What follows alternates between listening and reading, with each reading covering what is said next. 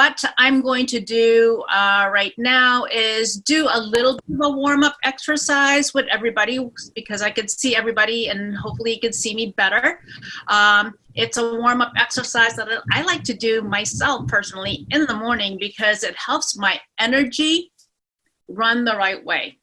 Because what happens is when we get upset, or sometimes when we are tired or stressed out, our energy kind of gets frazzled, and it makes everything in our whole body frazzled and puts us more at risk for falling or some sort of like maybe accidents, unintentional injuries, or making the wrong decisions. So I will do a little bit of a daily energy routine. I'll take maybe like a couple of minutes, and then I'm going to do a slide share presentation, which will take maybe about 15 minutes or so, 15, 20 minutes. And then I'm going to take myself off of the slide share and put myself back on the screen so I could see everybody. All right, I'm gonna take off my glasses so it doesn't get in my way. Oh, before I get started, I'm Debbie Lynn Toomey, Tufts Medical Center Injury Prevention Coordinator. Tufts Medical Center is in Boston, and it is a level 1 trauma center. And my role is, as an injury prevention coordinator, is really preventing any type of injury from coming to the hospital. So that's my role. And if I really do an awesome job, then maybe we won't have any people coming into the hospital. But you know what? Life is life, and there's so many things going on in life. And unfortunately, it's hard to prevent injuries or illness from happening. So I'm just doing my best to be the injury prevention coordinator and really promote ways that we can really take care of ourselves. So that way we could be healthy, physically, mentally, and emotionally. All right, so here we're going to start with the daily energy routine. Daily energy routine, and it's created by Donna Eden. Last week, if you were here, you may remember some of the steps. So I will do just a few steps with you because I want to jump right into the PowerPoint presentation. So here underneath the eye, we tap, and as we're tapping, we're taking nice deep breaths.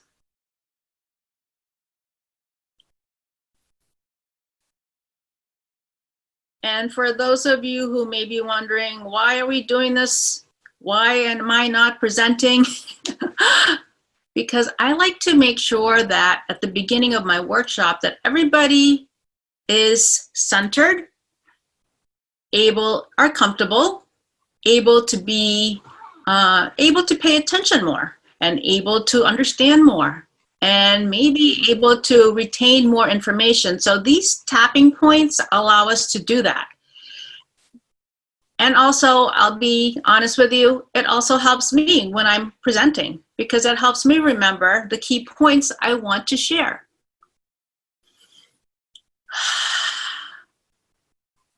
Okay, and then right here, this is my collarbone. So my collarbone's right here. So right underneath the collarbone, I'm going to tap right there. And this helps regulate the energy.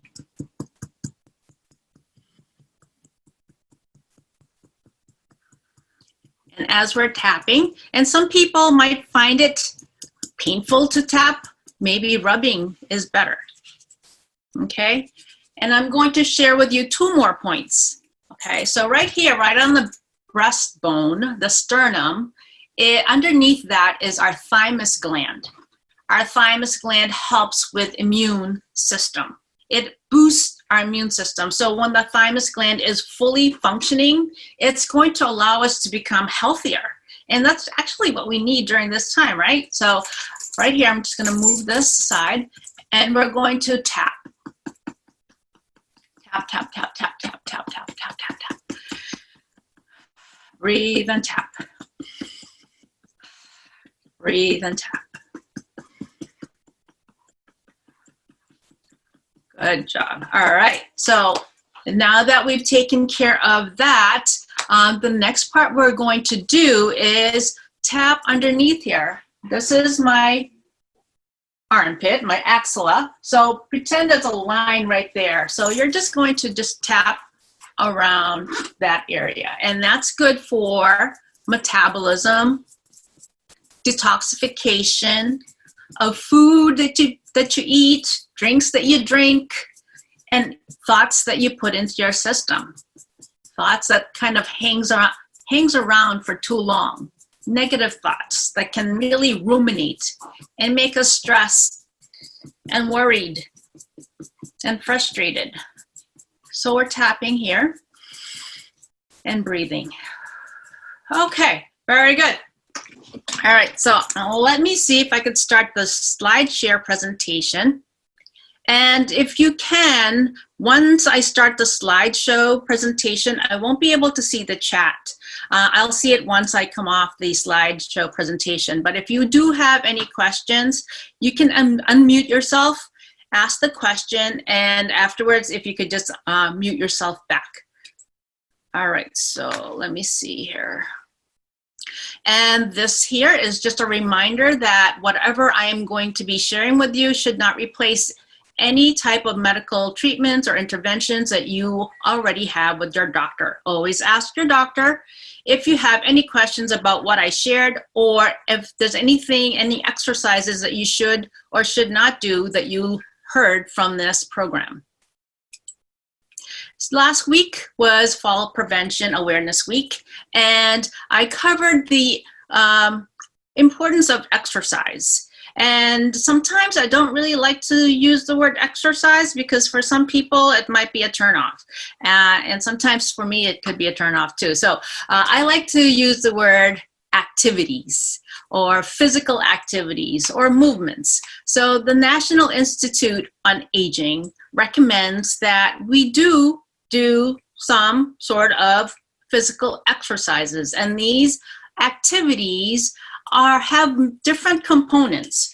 While it's important to keep moving and just keep active, they want to remind us as growing adults that there are different aspects of physical activities that we should also include in our regimen. And that would be activities or exercises that has to do with balance, because balance is very important. It's going to keep us from tipping over, being unsteady on our feet, falling and hurting ourselves. Flexibility is also important because our body is, not only does it have joints to move, but also we have muscles and connective tissues and ligaments that's supposed to allow us to stretch. And if we keep them from moving too much, then we're going to make those parts of the body that's supposed to help us be able to move and twist and turn and reach, we're going to decondition those areas. So it's important to do some flexibility exercises. Endurance has to do with stamina. It has to do with oxygenating the body and moving the circulation around so that the whole mind and body is nourished with oxygen and blood. So doing any type of activities that will kind of make the heart pump even more, not so hard that you're going to pass out, but enough so that you're allowing that heart muscle to really pump that blood all over your body. And strength exercise is also important because as we get older, when we reach the age of 40 and up, our muscle mass starts going down a little bit. They call it sarcopenia. And it's even more important to prevent that or to lessen that from happening by doing strength-based exercises. Like if you had some sort of a soup can and you're using some sort of a resistive exercise, or even getting up and down on the chair, you're allowing the weight of your body to challenge the quadriceps, the buttocks, the hamstrings. So doing some sort of a strength-based exercise is also very important. Okay, so this week is all about coordination, memory, and stress reduction. So the good news is from last week, the different exercises that I shared. Also,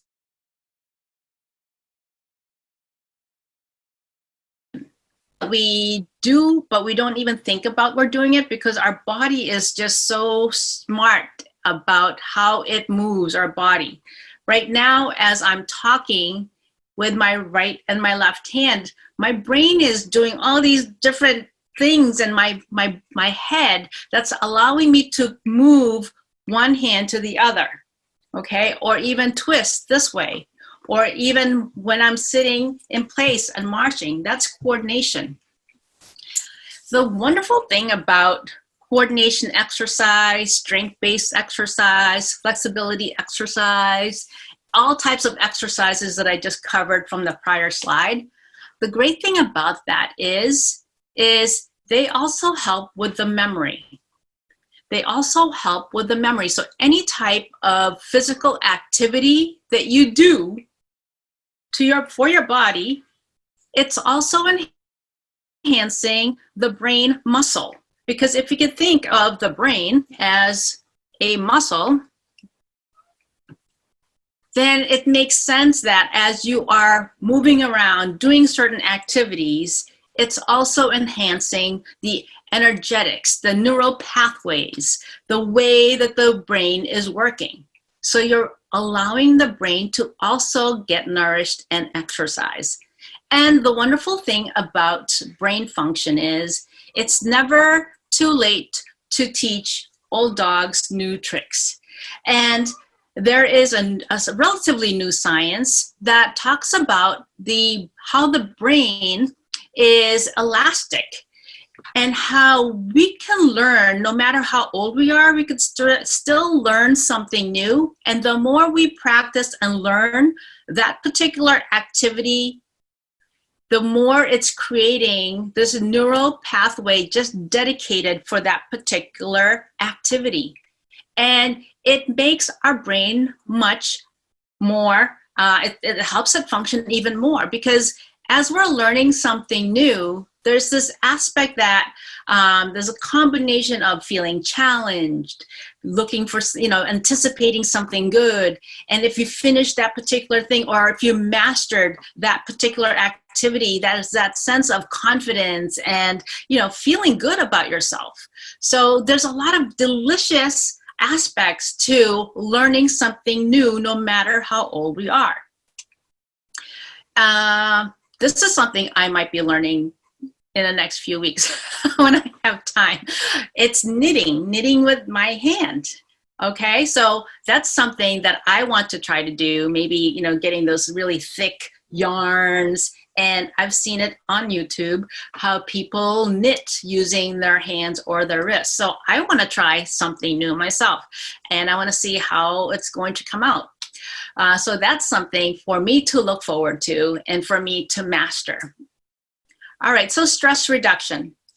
Stress reduction is something that's very important.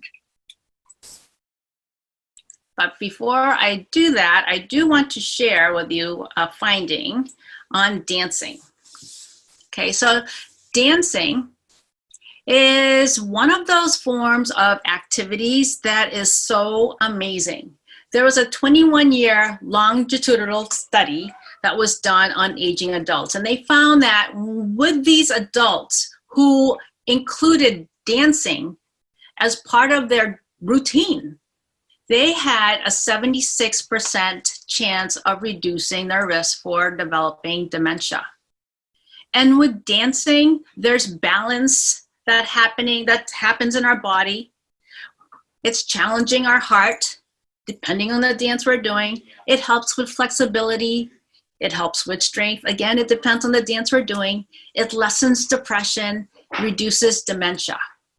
So there's so much fun, amazing, and powerful qualities, benefits to dancing. And with the COVID pandemic going on still, there are creative ways, there are good ways that we could dance. You don't have to go to a dance hall. That would be great. Weddings are a good place to go dancing, but you can also do it in your kitchen. Okay, I have my family, we love to dance in the kitchen. We, at dinner time, sometimes we take turns playing 70s or 80s, 90s music. We take turns and we just kind of move to it. And sometimes really get into it. So you could dance anywhere and anytime. You could even dance on the chair. All right, so dancing is very, very fun to do and very easy and beneficial for us. All right, so switching over to what's going on right now. And it's been a really interesting times for everybody, and it is and has and will continue to put a lot of stress on people. People in all sectors, okay? So it could be in the hospitals. It could be in the school system, government, anywhere, okay? Could be in the building that you live in the home that you live in. There's just so many different things coming at us during this time. And the good thing is there are ways to reduce the stress. And just about a little bit about stress. Stress is something that's actually a little bit of it is very good for us.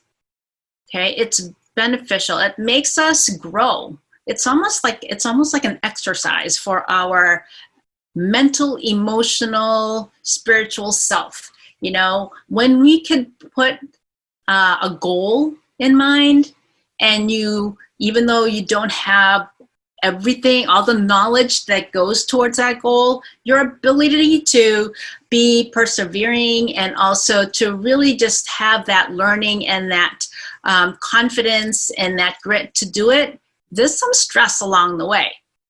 But as you do that, at the very end, when you reach that goal, there is so much beauty and power in that, because then you're a different person, really, because you've learned so much along the way. It could be successes and failures, but at the end, you're a better person.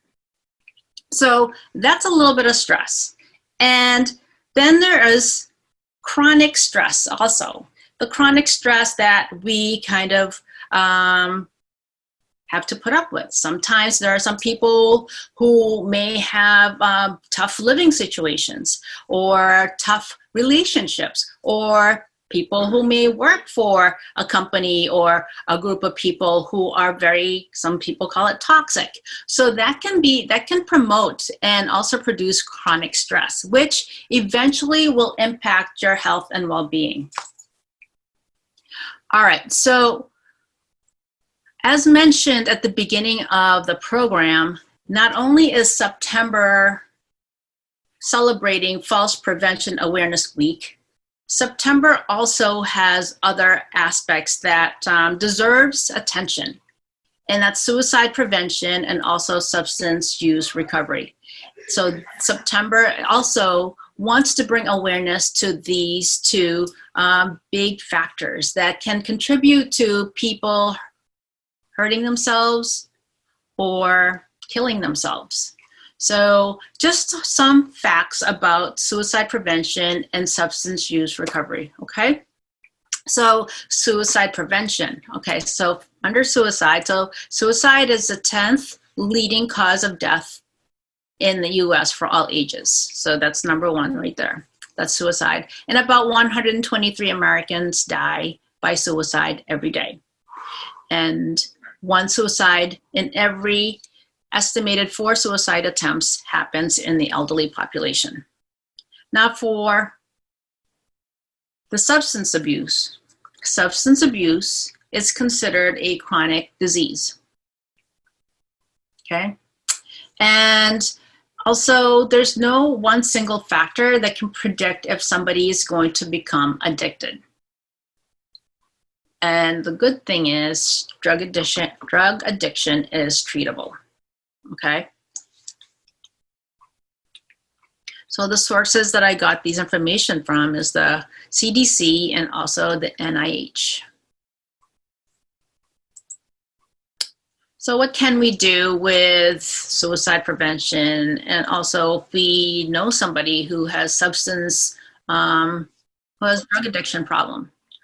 Well, for both, pretty much, we can pay attention to them.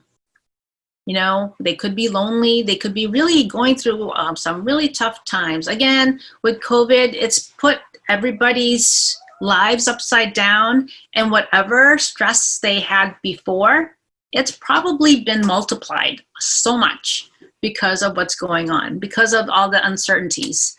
So pay attention to the people around you, people that you care about. Pay attention to the words that they're saying and take the words seriously, okay? Also, look at the person, okay? If somebody was to tell you, oh, I feel like killing myself, or I'm going to kill myself, look at the person and not only just assess looking at the person, but follow your gut instinct. Does this person look like they've been going through tough times? And what does your gut tell you about what this person just said? Okay, so just look and also notice what you're feeling in your gut. Ask questions also. Don't be afraid to ask questions of that person. It might be a little uncomfortable, but definitely ask. Are you serious about what you just said? What's going on? You know, has this happened before? You know, so different questions that you could ask, okay? Also assist. Either offer them a hotline that they could call, or you can call for them, and or letting a person, it should be a person of authority, know about, you know, what you just experienced, what you just heard, or that person's loved one, okay? Just letting somebody know. So that way, another person, another responsible person can look after that person. And also be around. If you can check on that person from time to time, that would be good also.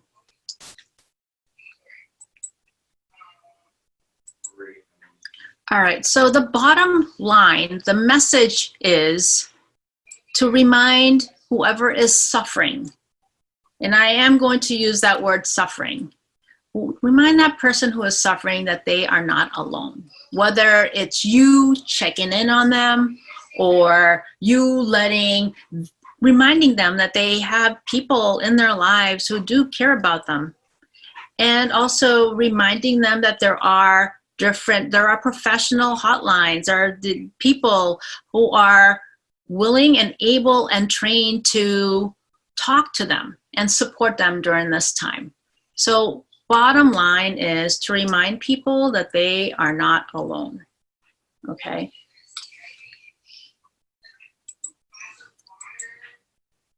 All right, so mindfulness is a way to help people reduce stress. It's a way to help people quiet the noise sometimes, quiet the frustration, the anguish, the suffering that's going on in their mind. And when I studied mindfulness-based stress reduction many years ago, I really fell in love with it because it took away my misconception of what mindfulness is. Because I'm a person who loves to try new things. I love to learn new things. I just love to experience a lot of fun things in life. And sometimes that means my mind is always thinking and planning and creating, which is a fun thing. But once I initiate all those activities, guess what? I also like to finish what I started. So can you imagine all these different things, all these different balls that needs to be finished? And I get frustrated with myself or overwhelmed. So when I started studying mindfulness, it was a time when I was really, really stressed. And what I learned was mindfulness was not about emptying my mind, okay? Because it's impossible to empty our mind, unless, of course, we are dead. Our mind is always made to scan, to think, to anticipate, to keep us safe, okay? To keep us from getting hurt. So our mind is meant to do that. But with mindfulness, it teaches us to notice what we tend to focus on. It helps us notice what's going on in life, or helps us notice how we are feeling, how we are reacting to stress, to life, with no judgment. So Jon Kabat-Zinn, who really put mindfulness on the map because he's a doctor who started doing research studies on the effectiveness of mindfulness on people with chronic pain. And that was in the late 1990s in the western part of Massachusetts. And he basically, he had been studying meditation, mindfulness meditation for many years.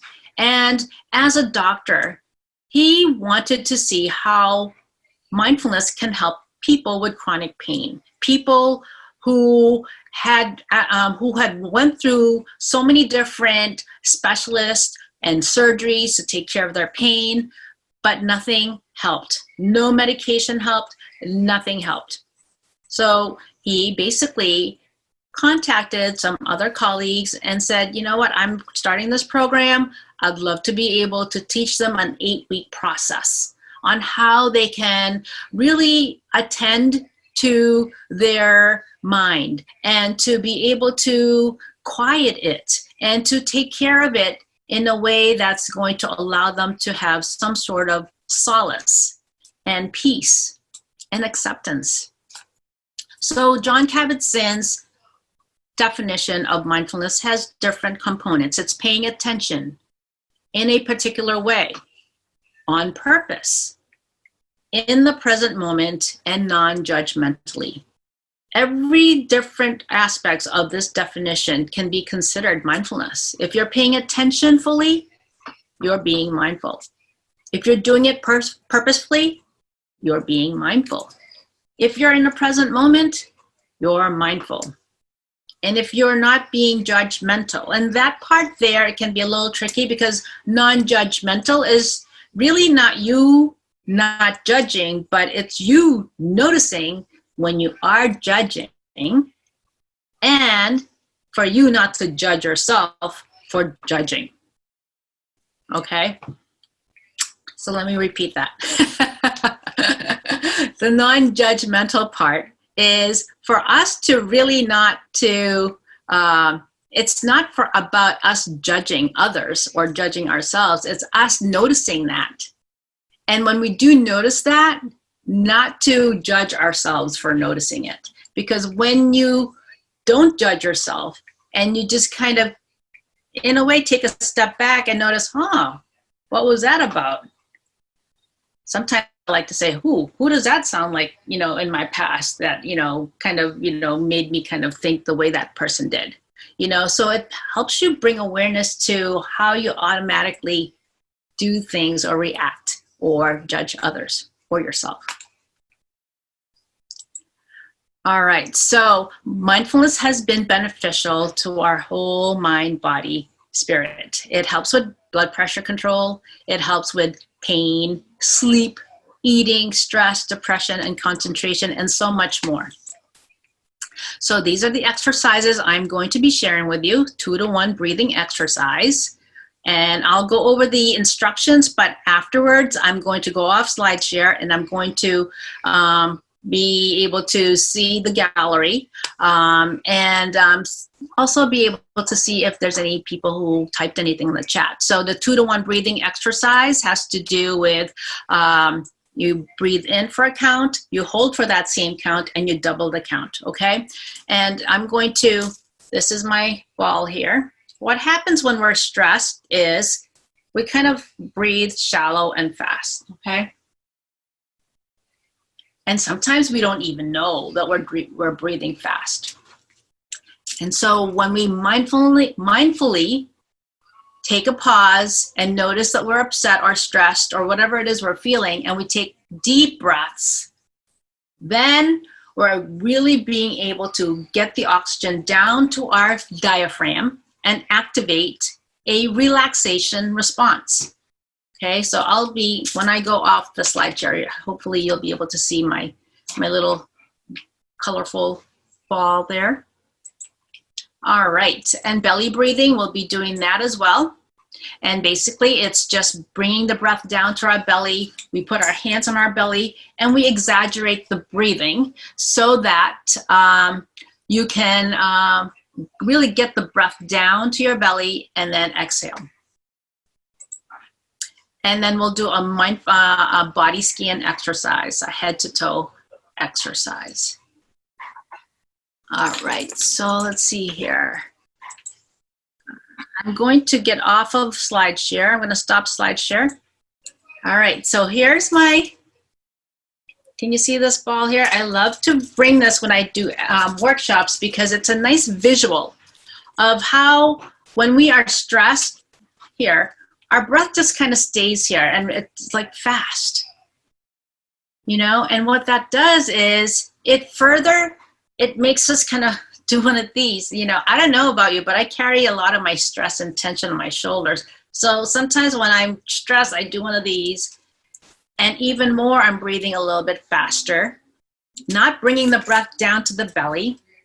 And when I do recognize that I'm getting stressed or triggered, I pause and I take slow, deep breaths. Okay, I'm just backing up so you can see.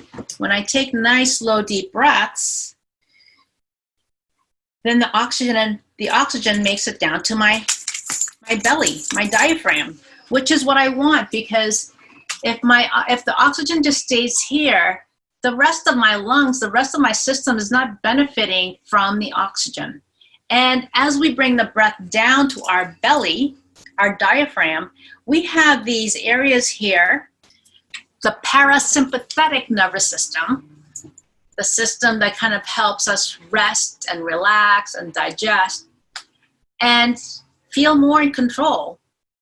We're able to activate it even more when we can bring the breath down, okay? If we just keep the breath here when we are stressed and shallow, we're activating the opposite, the sympathetic nervous system, the system that makes us kind of like be, like, you know, wired and like going fast all the time. So we want to bring the breath down.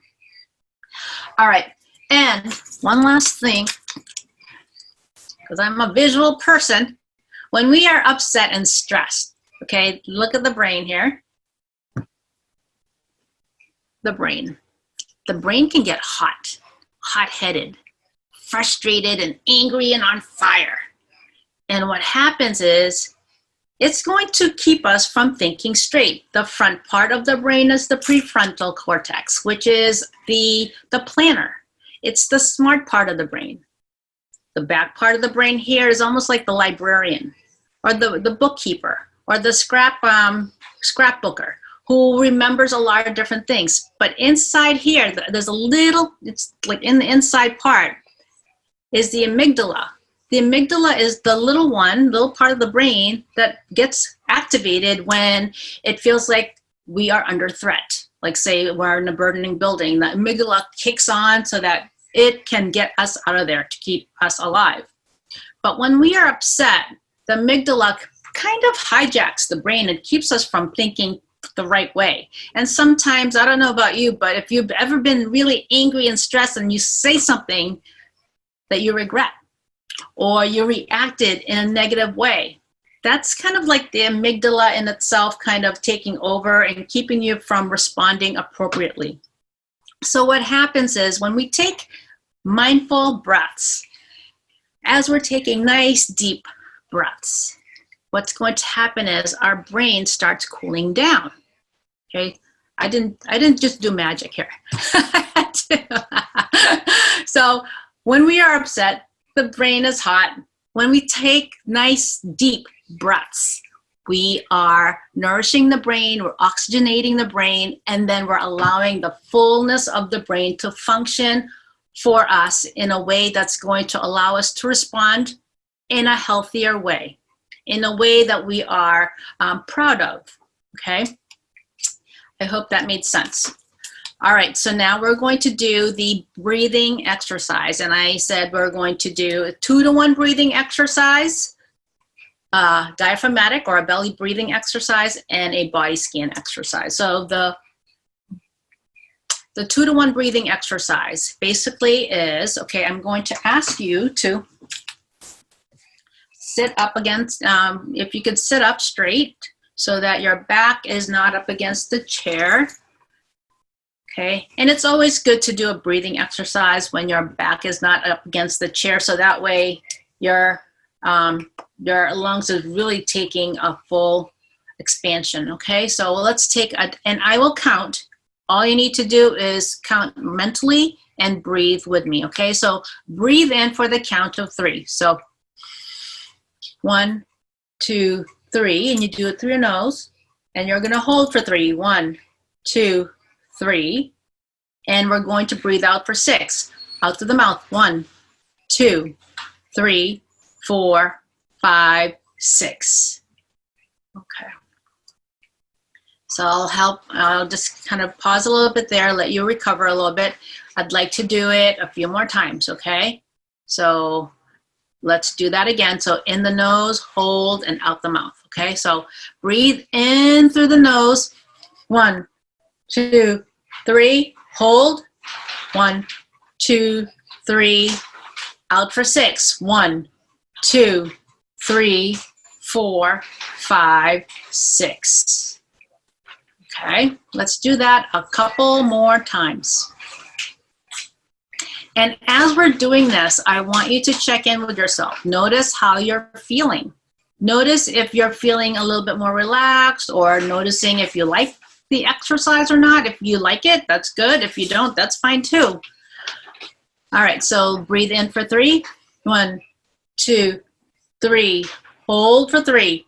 1, 2, 3. Out for 6. 1, 2, 3, 4, 5, 6. All right. The idea behind exhaling extra longer than you, so that you could really get that stale air out of your lungs, if you will. Okay? Because what happens is when we empty our lungs, what it does is it rebounds back, and it just can't help but bring in more oxygen. And that's what we want. The name of the game is oxygen. Oxygen, oxygen, oxygen. Okay? All right. All right, so let's do that again. Breathe in for 3. 1, 2, 3. Hold. 1, 2, 3. Out. 1, 2, 3, 4, 5, 6. Very good. Good job. All right. Who liked that? Anybody like that? Was that pretty easy to do? It's easy to do. And sometimes when I'm driving and it's the traffic is crazy and people are driving nuts, oh, God loves the thumbs up. You know, sometimes I just have to like take that mindful breathing, and it does help. It does help. All right, so the next one is a belly breathing or diaphragmatic breathing. And this one here, to really know that you're bringing the breath down to your belly, it's good to put your hand on your stomach. And I like to share that, you know, when babies are sleeping on their back and you see their stomach, the little stomach going up and down, they're taking nice deep belly breaths. That's the right way to breathe. You know, so we have to remember to do that. Breathe, get the breath down to the belly. Okay, so put in your hands, if you can, when you put your hands in your belly, have the tips of your finger touch. Because what's going to happen is, as you take a deep breath and you breathe in, you'll notice that with each movement, it's going to like separate a little bit. Okay, so let's breathe in and breathe out. So when you breathe in, you should notice a little bit of a separation from the fingertips. And out. Let me stand up. So, oops, I'm gonna move my ID. Okay, so breathe in and out. Breathe in and out. And you might say, oh, she's exaggerating. Yes, that's what we want. We want to exaggerate the breath. So we're really challenging the lungs and we're really bringing the breath down. So again, breathe in and out. Breathe in and out. Again, breathe in. And out. And one more time, breathing in. And out. All right. That felt good. I feel good. I don't know about you. I feel good. All right. So we're going to do another exercise, the last one for today. It's called a body scan. Okay. For those of you on the video, can you raise your hand if you've ever done a body scan exercise, like a mindfulness exercise? Okay, Eileen, okay. Anybody else? Okay, all right. All right, so we'll do maybe like a 5 minutes or so body scan exercise. And I'm going to ask you to just kind of sit in a way that with your head over your heart and your heart over your pelvis. And during this exercise, I'm going to ask you to just follow or listen to the sound of my voice, okay? And what I'll do is it's a guided meditation exercise. And if during that time your mind drifts off and you start thinking about when's she gonna stop talking, or if you start thinking I don't like this, or come on already, or there's something I need to do at 11:30, so if your mind starts drifting off, just notice it and bring it back to the practice, okay? Because in that noticing, it's like, oh, I just noticed my mind just wandered.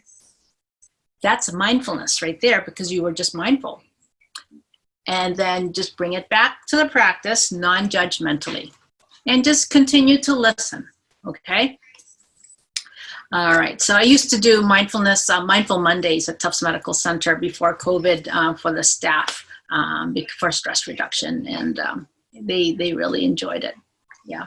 So, and even during COVID, I've done it on Zoom for them. Okay, so sitting head over the heart, heart over the pelvis, not so tight that you're uncomfortable, but just comfortable enough. I'm going to invite you to close your eyes, okay? Closing of the eyes helps because you're less distracted. And you're able to really tune into your body. That's only if you feel comfortable. If you don't, that's fine too. If you can't close your eyes or don't feel comfortable doing that, you can just kind of look at the floor, about a foot away from your feet. And then I'm going to ask you to take a deep breath in through the nose and out through the mouth. Again, in through the nose and out through the mouth. And then as you're taking the breath through the nose, noticing the coolness of that breath as it enters your nose, and breathing out through the mouth, maybe hearing the sound of your breath, or maybe feeling the warmth of that breath as it leaves your mouth. Continuing to breathe in, noticing the coolness of that breath as it enters your nose, staying with that cool breath until you can't feel the coolness any longer, and then breathing out through the mouth, noticing the warmth of the breath as it leaves your mouth. And then now moving your attention to the very top of your head, the highest point of your body, just noticing that part of your head, the very top. Noticing it. And then maybe moving down to the forehead. Mentally scanning the forehead, just noticing if the forehead is relaxed. Is it full of thought? Just noticing, being curious, and moving down to the ears, maybe listening for sounds in your room. Maybe listening to the sound of your breath. Just noticing.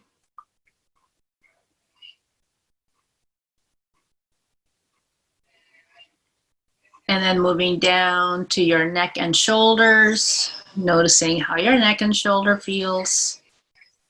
Noticing if one side is higher than the other. Noticing if there's tension there. Again, we're just noticing, we're not judging, we're just becoming intimate and acquainted with how our body is feeling.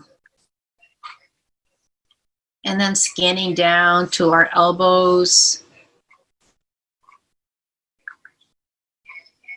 both elbows, and then the palms of your hands, both palms of your hands.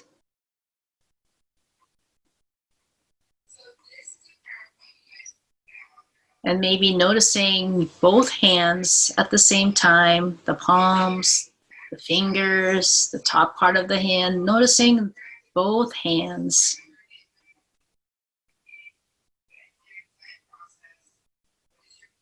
And now bringing awareness to your belly. Noticing the rise and fall of that belly with each breath that you take.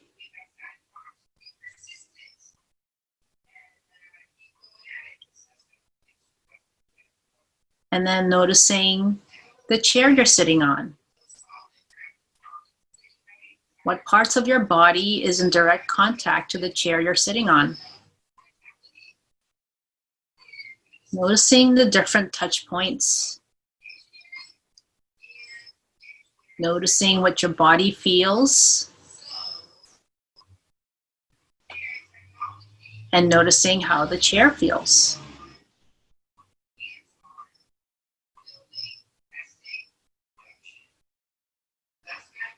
And now moving down to the knees, both knees. And then both feet. If you're wearing socks, you're wearing shoes, if you're barefooted, just noticing how the feet feels.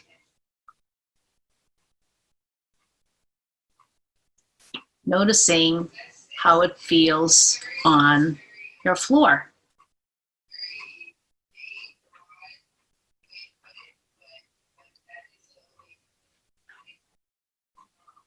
And then now noticing your whole body all at once. Your whole body, from your feet all the way to the top of your head, from the sides, both sides, the front and back, noticing your whole body. If you're having a hard time noticing, that's okay. Just try to notice as much of your body as you can. And then let's go back to the nose, breathing in through the nose, noticing the cool breath, out through the mouth, noticing the warm breath. Again, in through the nose, out through the mouth, in through the nose, out through the mouth.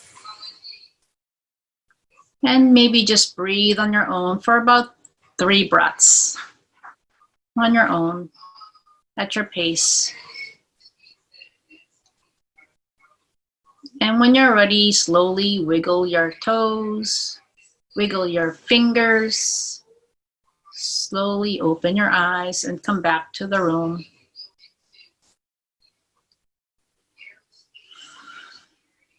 Noticing how you feel.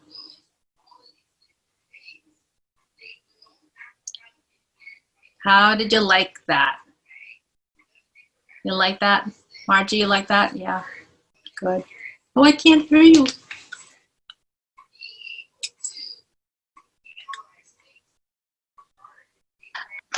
Very much. It reminds me, though, years ago when I used to take Hatha Yoga.